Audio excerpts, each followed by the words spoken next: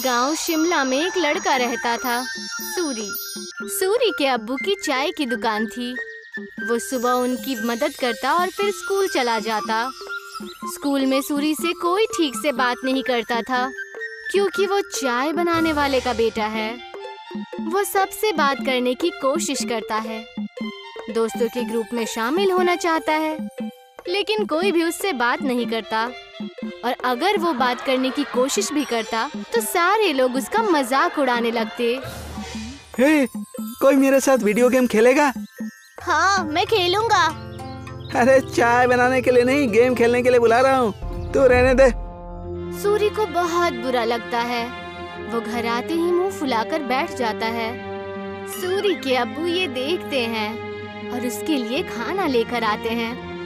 अरे क्या हुआ सूरी, तू मायूस क्यों है आज? ले खाना खा ले, तुझे अच्छा लगेगा। ले। पापा, कोई और काम क्यों नहीं करते? आपको इतने सारे कामों में से यही काम मिला। चाय बनाने में क्या बुराई है? दिन में सबसे ज्यादा लोग इसी के बारे में सोचते हैं। नहीं, मेरे दोस्त तो मजाक उड़ाते हैं, मुझे अपने साथ खेलने में भी शामिल नहीं करते। बोलो कौन सा खेल खेलना है, अभी खेलते हैं। आपके साथ नहीं, उनके साथ खेलना है। ये कहकर वो वहाँ से चला जाता है बिना खाना खाए। सूरी के अब्बू को ये देखकर बहुत बुरा लगता है कि उनकी वजह से उनके बच्चे के दोस्त बहुत दूर जा रहे हैं। उसके पिताजी चाय बनाने के साथ दूसरा काम भी ढूंढने लगते हैं। वहीं स्कूल में बच्चों को ट्रिप पर ले जाने का प्रोग्राम बनता है। कुछ दिन बाद आप सभी बच्चों को एक जंगल ट्रिप पर ले जाया जाएगा। सभी बच्चे उसी तैयारी के साथ आएंगे। सारे बच्चे खुश हो जाते हैं। सूरी घर आकर ये बात अपने अब्बू को बताता है। पापा, मुझे स्कूल की तरफ से जंगल की ट्रिप पे ले जाया जा रहा है। मुझे जरूरी सामान पैक करके दे दीजिएगा। अरे वाह, ये तो बहुत अच्छी बात है। अपने सामान में एक छोटा बर्तन जरूर लेकर जाना। वहाँ अगर कुछ पकाना हो तो काम आ सकता है। ठीक है? जी पापा, जरूर। और हाँ, तुम्हें एक और बात बतानी थी। मैं नई नौकरी ढूंढ रहा हूँ। तुम्हें अब अपने दोस्तों के सामने शर्मिंदा नहीं होना पड़ेगा और वो तुमसे बात भी करेंगे। सच पापा? हाँ। सूरी खुशी से पिताजी के गले लग जाता है। कुछ दिन बाद उस जंगल ट्रिप पर जाने का दिन आ जाता है। सब उस जंगल में पहुंचने के बाद ट्रैकिंग शुरू कर देते हैं। मैं सबको 4 ग्रुप में बांटूंगा, जिसमें एक लीडर भी होगा। वो सब एक साथ में रहेंगे और अपना काम करेंगे। सब अपने लीडर की बात मानेंगे, समझ गए ना? सब अपना बैग लेकर ट्रैकिंग शुरू करते हैं। अरे किसको लीडर बना दिया है? इसको तो चाय के अलावा कुछ नहीं आता। सब हंसने लग जाते हैं। सूरी को बहुत बुरा लगता है। कुछ दूर चलने के बाद वो थक जाता है। चलो यहाँ रुक जाते हैं, थोड़ा खा पी भी लेते हैं। बाकी सभी मान जाते हैं और रुक जाते हैं। नहीं, हम नहीं रुक सकते। अगर हम रुके तो लेट हो जाएंगे और कुछ ही देर में अंधेरा भी होने वाला है। लो, लीडर बना दिया तो अब हम पे हुक्म चला रहा है। नहीं, हम नहीं चलेंगे। तुझे जाना हो तो जा। हम थोड़ा नाश्ता करने के बाद ही ट्रैकिंग शुरू करेंगे। तू जा। सूरी के मना करने के बाद भी वो वहीं रुकते हैं, लेकिन फिर भी सूरी उन्हें नहीं छोड़ता और उनके साथ वहीं रुक जाता है। कुछ ही देर में टीचर और बाकी के बच्चे आगे निकल जाते हैं और वो वहीं रह जाते हैं।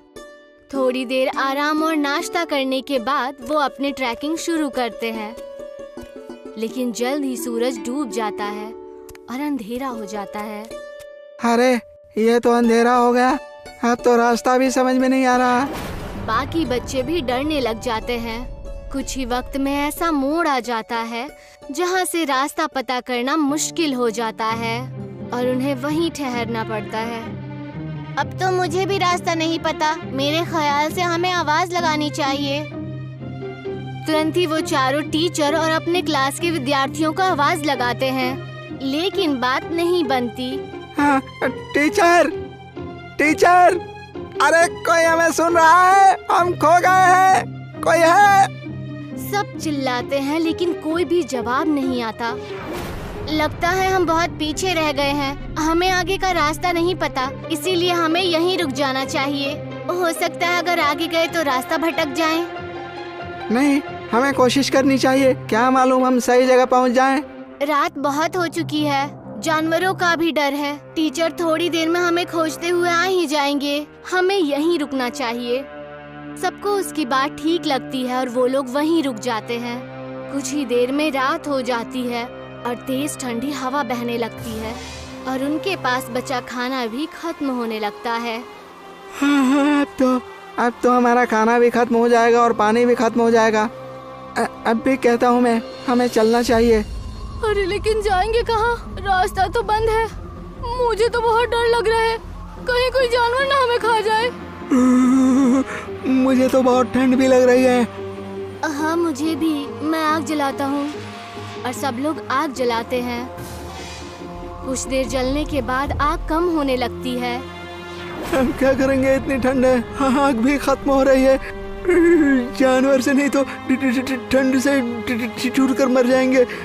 सूरी कुछ सोचता है और कहता है, मेरे पास एक आइडिया है। मेरे पास बर्तन और चाय की पत्ती रखी हुई है बैग में। वो आग बुझने के बाद तक गर्म रहेगी तो हमें भी गर्म रखेगी। सूरी तुरंत वो बर्तन निकालता है और सब उसे अपना पानी दे देते हैं, लेकिन फिर भी पानी कम पड़ता है। वहीं पास में जमीन पर बर्फ पड़ी होती है। वो उसे उठा लेता है। जैसे ही काली चाय बनती है, आग खत्म हो जाती है। सबको बहुत अच्छा लगता है। उसे पीने के बाद सब तारीफ भी करते हैं, लेकिन अयन सिर्फ चुपचाप चाय पीता है। कुछ ही देर में उन्हें पत्तियों की आवाज आती है और वो अपने पीछे की तरफ देखते हैं। वो देखते हैं कि उनके टीचर आ रहे हैं। सब राहत की सांस लेते हैं। कैंप में पहुंचने के बाद जब टीचर उनकी तारीफें करते हैं तो अयन कहता है कि वो महफूज उनके लीडर सूरी की वजह से है। ये सुनकर सूरी को बेहद खुशी होती है। सूरी की कहानी सुनकर सब उससे दोस्ती करने आते हैं। अगर आज सूरी को चाय बनानी नहीं आती तो शायद सब उसके दोस्त नहीं बनते। आज पहली बार उसे चाय वाला होने पर खुशी हो रही थी। अगले दिन वो खुशी खुशी अपने पिताजी के पास गया और उन्हें सारी बातें बता दी। अरे ये तो बहुत खुशी की बात है। एक बात तो मेरे पास भी है, मैंने अच्छी नौकरी ढूंढ ली है।